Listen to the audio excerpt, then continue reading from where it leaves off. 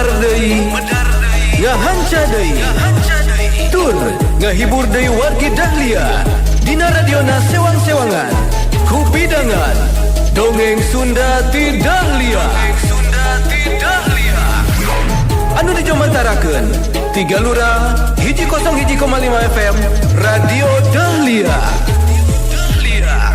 dina jejer carios si Konceleng Wilujeng ngadangukeun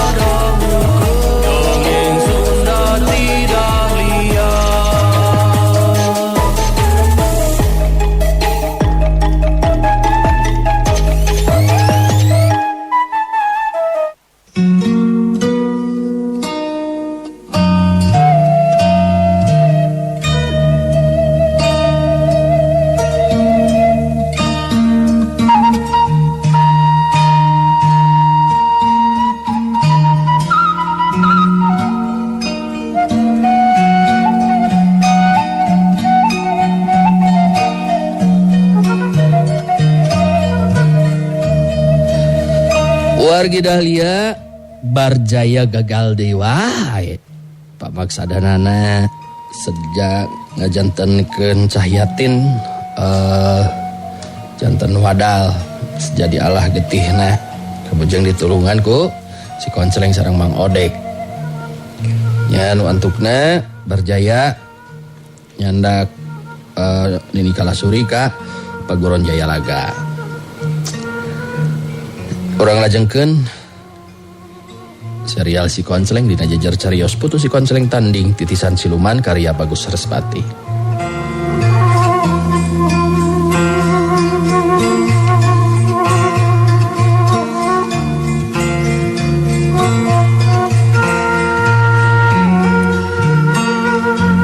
Wargi Dahlia waktu terus lumaku marengan insan magelaran di pawenangan.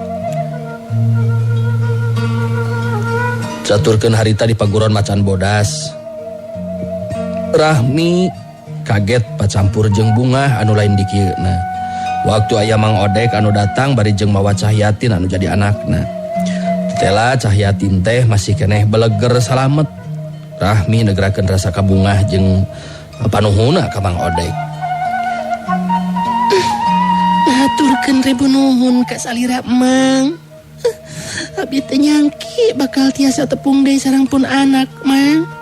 Kayaanana tetela teu kirang sawios-wios geuningan. Kumaha ieu teh lalakonna Mang pangna tiasa direbut deui ku Mang geuningan. Anu nulungan mah sabenerna Ki Konceleng nyai. Ayeuna keur ngadaguan di luar da diajakan ka jero oge tetep mugen alimun sok sieuna hayang jadi modok cenah kitu teh. Jadi eta anak Rahmi teh ditulunganana mah ku Ki Konceleng da Mang matu ngan sakadar ngabantu da lamun Mang teu dikersakeun tepung jeung Ki Konceleng mah duka teuing kumaha nasib Mang teh. Jadi kieu ye geura ari pengalaman Mang teh. Ku Mang Odek saterusna harita dijelaskeun ngeunaan kayaan Mang Odek anu pasarandog jeung Nyai Wulung katut anu sejena. Meh bae harita Mang Odek ngalayang jiwa ku leungeunna si Dugul Waru ngan untung kaburu ditulungan ku si Konceleng. Geus kitu saterusna Mang Odek ngajakan si Konceleng pikeun nyusul Barjaya ka tempat Nini Kalasuri. Anu akhirna mah ku kamampuan ilmu si Konceleng Barjaya bisa diperdaya. Saterusna Cahyatin bisa dibawa deui ku Mang Odek. Kabeh pangalaman anu di sorang mangsa nyalametkeun Cahyatin ditetek taya anu kaliwat. Rahmi ngabandungan pinuh perhatian. Geus kitu mah Mang Odek mungkas caritaanana. Gitu ay pangalaman mang teh Nyai. Ayeuna sajabana ti ieu masrahkeun orok teh mang rek abejaan ka Nyai. Mun bisa mah mending keneh tinggalkeun ieu patempatan. Sabab jalma saperti Barjaya bakal terus ngunek-ngunek. Jadi jelas kayu rupa Nyai moal bisa aya dina katenangan. Kitu ari cek mang mah. Abdi ngartos kana kasauran mang nembe.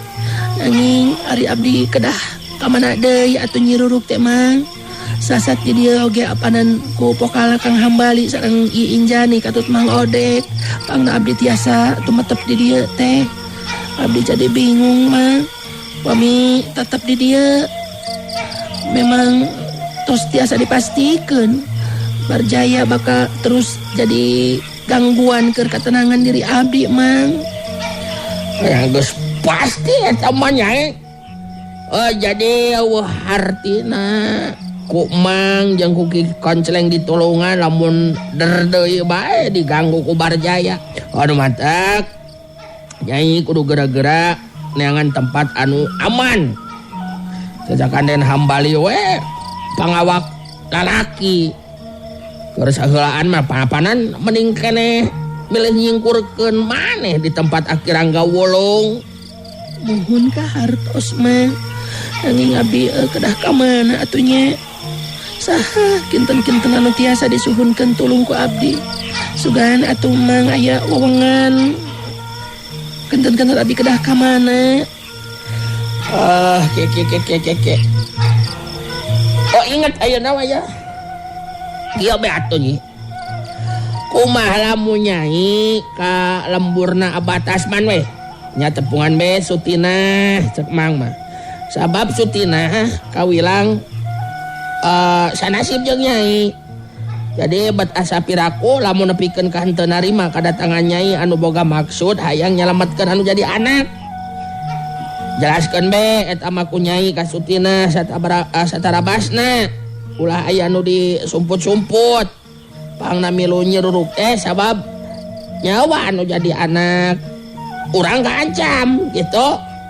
Sabab Barjaya mah tangtu bakal panasaran terus ya teh. Harita Mang Odek merebong bolongan ka Rahmi sangkan nyobaan datang ka Abah Tasman pikeun nepungan sutina bari ngajelaskeun karep jeung pamaksudanana. Bet piraku sutina anu ngarasa sanasib jeung Rahmi teu karunyaeun. Komo ieu anu jadi dasar tinimbangan teh pikeun kasalametan anu jadi anak anu teu tuah teu dosa. Sutina oge piraku teu karunyaeun. Namun cahyatin anak Rahmi kudu jadi korban kakejaman Barjaya. Geus kitu we atuh cek emang mah Nyi. Ning kene tepungan sutina. Malah Abah Tasman oge pasti bakal narima kedatangan Nyai. Sing percaya we ka Mang bisa dipastikan moal nepikeun ka henteu ngabantu ka urang. Tah Abah Tasman sareng sutina teh nya kitu piraku teu narima mah kitu maksud teh. Anu dikolotkeun di dieu apanan aya Marlan. Sok be badamikeun jeung Marlan kitu ari cek Mang mah. Ya dampi nuhun kana sauran ti Mang. Ku abdi tangtos bakal dilaksanakeun eta wewengan teh Mang. Nanging muke bandanten heula panginten sareng Marlan. Pipi Mang bade teras ngabujeng di ka mana atuh? Da parantos wengi apanan ieu teh Mang? Hari Mang mah jelas rek terus ka tempatna Kirangga Wulung. Sabab Mang marek terus guru ilmu. Padahal sababna Mang rek guru ilmu. Sabab ku Mang karasa jelas kita butuh keur ngalapis diri. Langaranan jadi jalma kosong bolos strong mah teu waleh we jadi korban jalma-jalma anu boga lampah sangeunahna.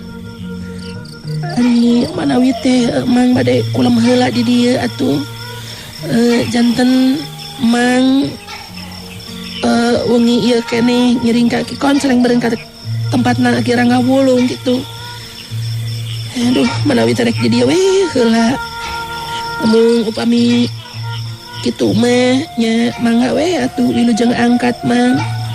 Dugikeun meras apa nuhun sareng baktos ti abdi kanggo Ki Koncleng. Ngeunaan saran Mang anu tadi ku abdi tangtos bakal dilaksanakeun. Mung padanten heula sareng Marlan panginten. Nya kitu we atuh eta mah Nyai. Mang lain teu sono ya ngan karunya ku Ki Koncleng anu nungguan di luar. Pokona mah obat ya perhatikeun caritaan Mang. Demi sama keselamatan anak Nyai gitu. Sanggeusna ngarasa cukup ngobrol jeung Rahmi, harita Mang Odek terus pamitan.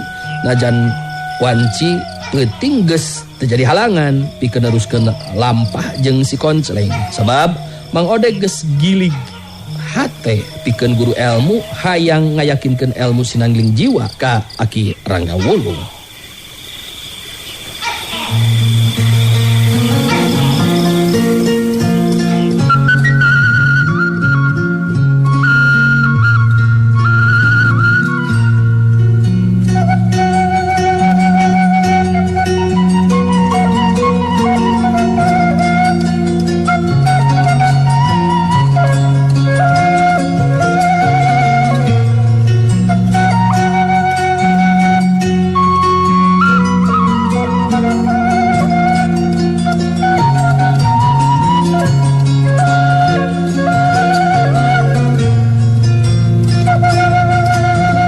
Wargi Dahlia caturkeun peuting eta di tempat sejen nyata di Paguron Jayalaga. Kedatangan Barjaya dibagiakeun ku sababaraha urang muridna. Salah saurang murid Barjaya nepikeun amanatna Sidugul Waru yen Barjaya entong indit-inditan deui. Sina cicing nganti kadatangan Nyai Wulung jeung rombongan balik ti Pasir Dempet. Saterusna mah Barjaya jeung Ki Bajuri katut Nini Kalasuri ngariung ngobrol tiluan di tengah imah. Ki Bajuri anu harita keur cumarita ditujukeun ka Nini Kalasuri. Sasat ngobrah teh sangka Nini Kalasuri betaheun cicing di dinya. Nini Kalasuri ayeuna mah geus di dieu. Poma urang ngarasa era atawa nyema. Pupu Barjaya geus diaku kula warga. Pangra ayeuna dibawa ka dieu teh anu matak. Kudu sing Betawi aya di dia jadi gitu ya. Ya, ari kahirupan disenangkeun jeung dijamin mah piraku make teu betah. Ngan memang aya halusna ieu teh Nini cicing di dieu. Sabab di mana Pupu Barjaya rek neruskeun deui pamaksudanana komo syaratna baris geus aya mah bari geus aya syaratna geus teu kudu ngadigrig deui injet ka tempat Nini. Malah dina waktu Nini mentangkeun ilmu pamentang sukma bisa langsung di Bandungan ku sarerea. Kitu tah Pupu Barjaya. Ya bener gitu Nini. Tuh malah di mana engke Nyai Wulung datang ka dieu kukuring Nini sakalian weh bakal dipentes. Nah, rek dipentes kumaha maksud Pupu Barjaya teh? Rek sina ijen jajaten. Musilat man ini teh tuh bisa. Cik kumaha dipentes kumaha teh maksudna ya teh? Lain dipentes sina ijen jajaten ini. Maksud kuring mah Nyai Wulung jeung Sidugul Waru matak datang ka dieu teh jelas hande euleun jeung ambekeun lantaran kuring keureueuh. Jadi di mana engke datang ka dieu kudu leumpeuh hatena, leungit ka ambekna. Lamun bener nepikeun ka bisa kitu kakara kuring percaya kana kamampuan ilmu Nini. Gitu. Jadi Nini terek diuji marananya. Tenang, dari bener hayang bukti karena kumaha kemampuan ilmu atau pangarti Nini mah. Kebawe Bandungan dina seusehanan eta mah. Ade tah lamun bener engke bukti kemampuan ilmu Nini. Kuring bisa nyarita ka pihak Alas Waringin yen kemampuan ilmu Nini bisa dimanfaatkeun keur urang Alas Waringin. Sabab ku ayeuna teh memang loba jelema-jelema anu jadi panghalang keur pihak maranehna. Bener teh Ki Bajuri? Bener gitu tadi nih. Caritaan Pupu Barjaya biar bener. ilmu anu kacangking ini kawilang bisa dipakai keur ngabantu urang alas waringin. Ke ari ilmu anu keur nyamarkeun panenjo teh. Ilmu naon teh disebut jadi ini teh kulit jadi hayangnya oh teh. Unya anu ngagunakeun eta ilmu teh bener akhirna ngawulung sakumaha anu dicaritakeun ku Popo Barjaya. Mangka eta ilmu anu digunakeun teh ngarana teh ilmu sinangling jiwa. Kawilang ilmu anu teu sagawayah jalma mampu pikeun ngayakinkeunana. Aya oge ilmu samar panenjo. Ieu ilmu ge sarua nyamarkeun panenjo ngan beda dina waktu. Mun ilmu sinangling jiwa mah teu diwatesan ku waktu. Mun ilmu samar panenjo diwatesan ku waktu. Sakanyon ini ngan aya dua jalma nu ngawasa ieu ilmu. Nyata nu kahiji ilmu sinangling jiwa kabogaana akhirna ngawulung, anu kadua ilmu samar panenjo kabogaana yang bongkok. Jadi eta ilmu teh teu bisa diyakinkeun ku sambarangan ge lemah. Barjaya jeung Ki Bajuri ungut-ungutan ngadengin keterangan siga kitu. Tilila Barjaya terus tumanya deui. Jadi aya dua ilmu anu sarua tapi beda. Nya maksud kuring teh ilmu sinangling jiwa nah akhirna ngawulung mah teu diwatesan ku waktu. Samar panenjo mah ilmu yang bongkok sabalikna nyata diwatesan ku waktu. Eta dua ilmu sarua pikeun nyamarkeun panenjo kitu nya maksud ini teh. Tah. Boa ieu. Anu ngagagalkeun pamaksudan urang teh yang bongkok lain akhirna ngawulung gitu. Ya bener kitu Pupuku. Eta dua ilmu sarua pikeun nyamarkeun panenjo lawan.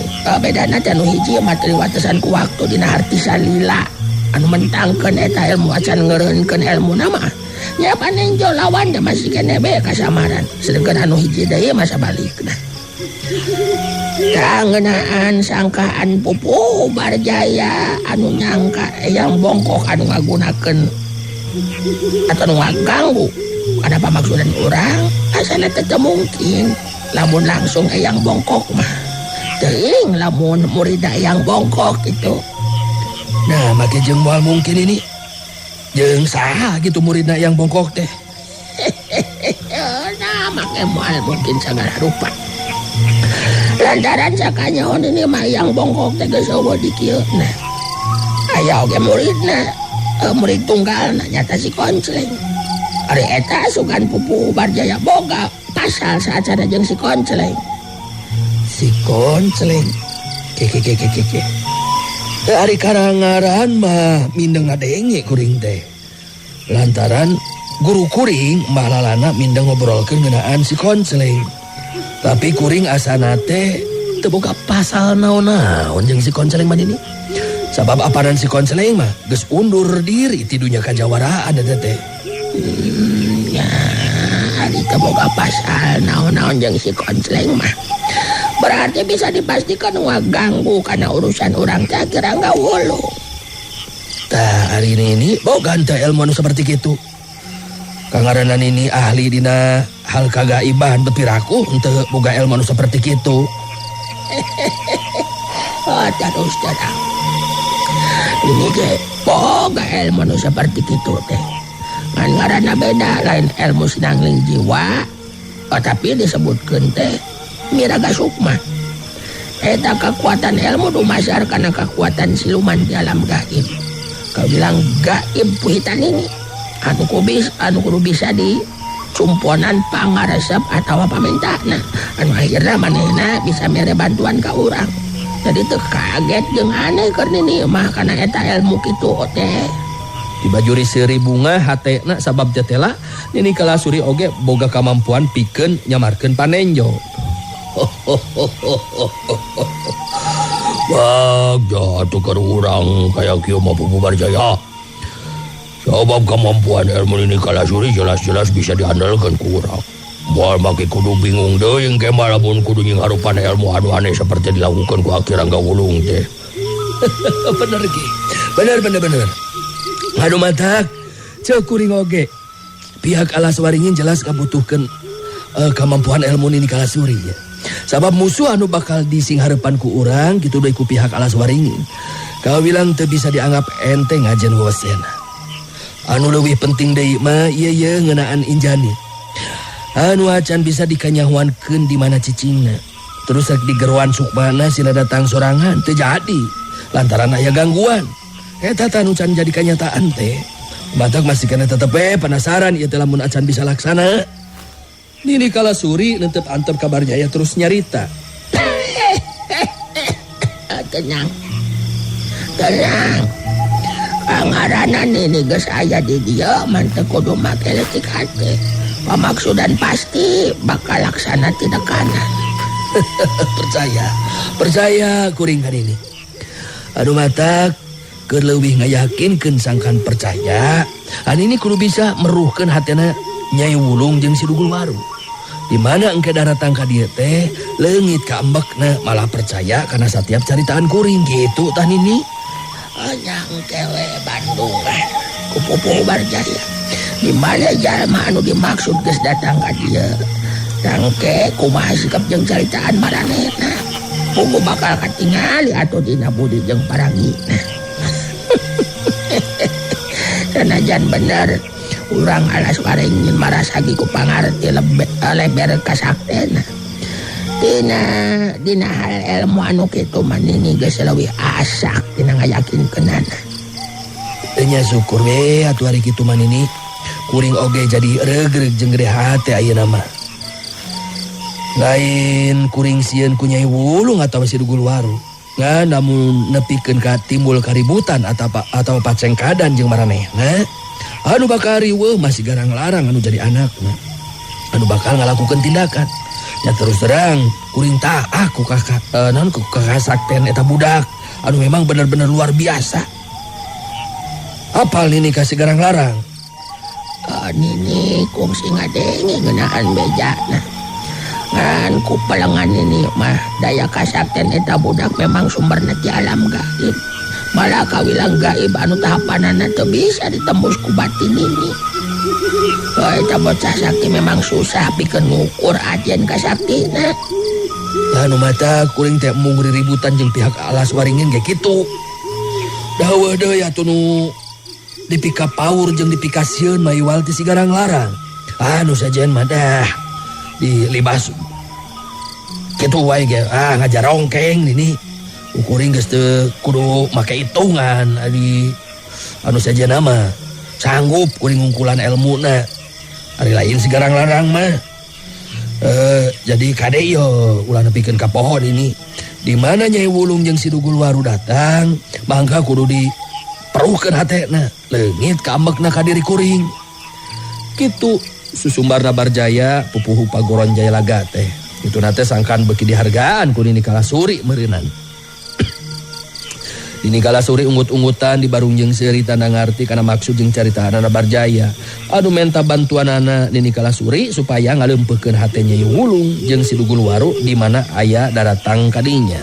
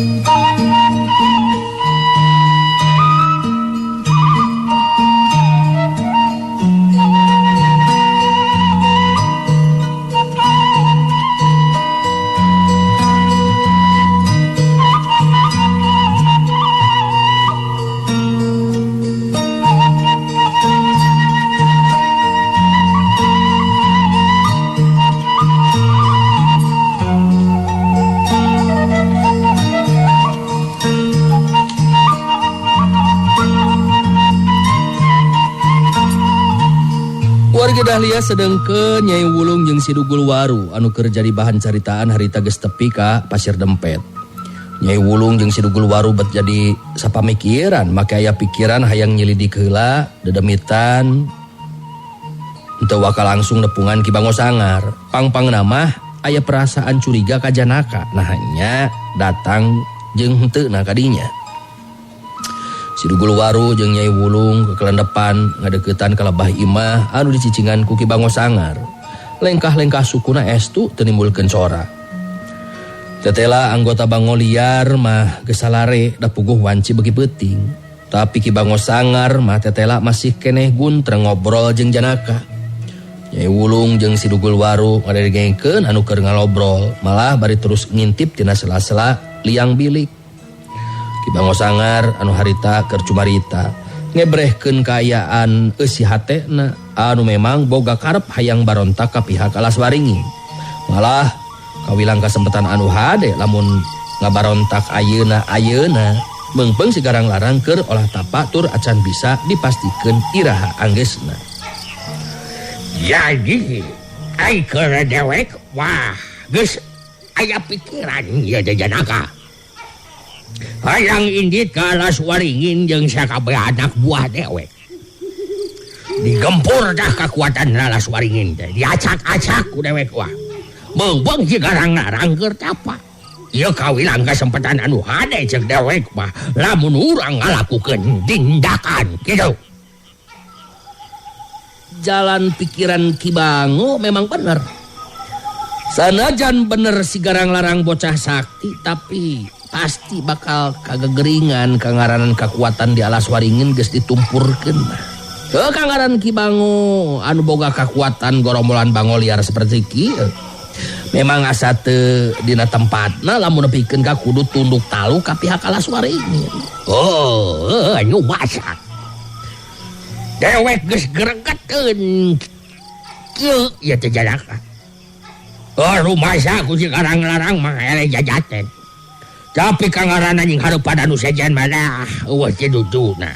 Dewek make jeung kudu jejerih. Anu matak aya halusna ayeuna. Andika tumatap cicing di dia milu jeung dewek. Karena haon dah make jeung kudu balik di ka Alaswaringin gitu. Tanya bener gitu Ki. Salila ieu kuringan saukur dianggap runtah geus eueuh pisan hargaan jadi jelema di Alaswaringin mah. Ceuk kuring mah mending keneh burukeun belah atuh ngegempur ka Alaswaringin teh Ki Bango. Meungpeung sigarang larang keur tapak keneh. Janaka jadi terus ngahatean ka Ki Bango Sangar gesan buru-buru ngalakukeun tindakan ngagempur kekuatan Alaswaringin.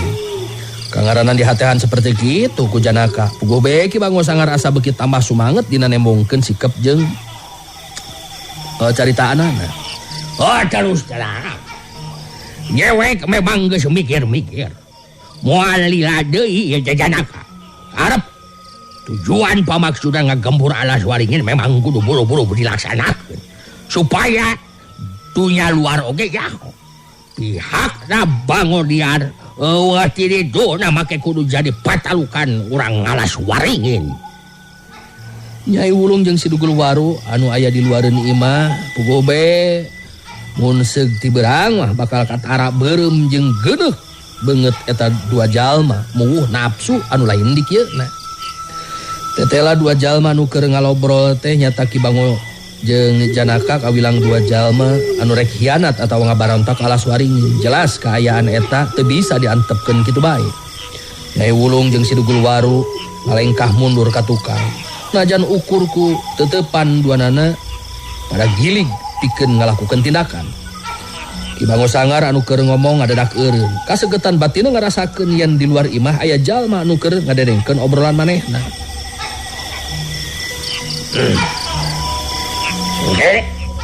Badungan ku Andika Janaka. Kumaha ketak jeung tindakan dewek mangsa ngagempur ngacak-ngacak Alaswaringin. Ditumpurkeun tadi ludeskeun moal aya nu disesakeun ku dewek mah. Sabab kela. Janaka. Di luar teh aya jelema aya Janaka. Ki Bango Sangar saterusna ngajakan Janaka keluar ti jero imah. Sabab kasegetan batina ngarasakeun aya jalma anu keur ngintip di luar. Waktu geus tepi kaluar kaget anu lain di kieuna Ki Bango Sangar jeung Janaka. Sanajan wanci peuting tapi harita sinar bulan cukup caang katingali aya 2 jalma anu keur pancuh nangtung. Eta 2 jirim jalma teh aya lian Nyai Wulung jeung Sidugul Waru. Nyai Wulung kakerot huntuna panonna mencerong ka Janaka jeung Ki Bango Sangar. Geus teu kuat nahan amarahna. Sidugul Waru anu miheulaan nyarita. Selain duaan, benar-benar tepodang dipercaya jadi jelema teh Ki Bango. Janaka, bangko seperti selain duaan, kuna nak delesya. Nyai Wulung tetep seket bari terus nyarita. Setan alas. Maneh duaan jelema-jelema anu beungeut nya hareup ati mungkir. Dasar jelema-jelema ngabudi ucing sia. Aing geus teu bisa mere deui ampun ka jelema seperti maneh Bango oge Janaka. Peuting ieu maneh duaan geus eueuh deui kasempetan keur hirup sia deuleu. Ki Bango Sangar jadi kagok aso. Sedangkan Janaka mundur ka tukang sabab ningali galagat anu kurang hade seperti kitu. Nyai Wulung maju ngalengkah bari neuteup seukeut terus nyarita deui ka Ki Bango Sangar. Anu masih tacan keneh cumarita tapi sikepna bangun anu geus teu neundeun rasa hormat ka manehna. Heh. Bango. Peuting ieu mangrupa peuting anu panungtungan keur diri maneh. Aing geus moal mere deui ampun deuleu. Nyawa maneh bakal paragat dina waktu ayeuna. Aing geus nyaho maneh memang goreng kadut. Anu mata kudu dibasmi. Saya gadiri sia Bango. Memang bener. Wulung. Ayeuna waktuna keur dewek pikeun ngabuktikeun diri. Dewek jeung sakabeh anak-anak buah dewek. Keur si Bango eueuh ti dituna make kudu tunduk taluk kana suaring. Tindakan nu bakal dilakukeun ku dewek pasti bakal disingharepan. Moal make kudu ngejat di pangalakan. Moal ngejat satunya beas, moal mundur sasiku di pangalangan. Tingali sikep jeung ngadenge caritaan Ki Bango Sangar anu kalah kajadi Malik Nangtang. Pugobe Sidugul Waru jadi bedah amarahna. Dilihat terus nyarita. Lainnya geus bosan hirup ieu mah bangos ya. Coba-coba rek ieu tah. Penting anu panungtungan keur diri maneh. Modar sias Bango Sangar. Nyai Wulung neuteup seukeut ka Sidugul Waru bari terus mere parentah. Hei, Waru. Si Bango aing anu bakal ngabinasakeunana. Bisi aya anak buahna anu ngabantu eta bagian maneh deuleu. Panasaran keur aing lamun ieu mangkluk teu kojor ku leungeun aing. Srog, Ki Bango Sangar saya gadiri. Neuteup seukeut ka Nyai Wulung bari terus nyarita. Geus kudu ngumbar deui caritaan ja Wulung. Dewek geus aya gadiri pikeun jeung harepan tindakan maneh Wulung. Sar. Ayeuna si Bango Sangar moal make kudu sieun ku modar. Urang buktikeun saha nu bakal ngajeler jadi bangke ngajampana jadi bugang dia padan-padan. Setan sia. Rasakeun. Ya.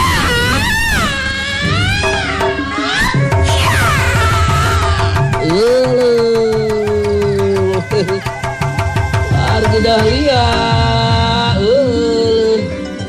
Waktos geuningan parantos teu nyekapan. Udah dipungkas dewa ieu seriasi konseling dinten ieu.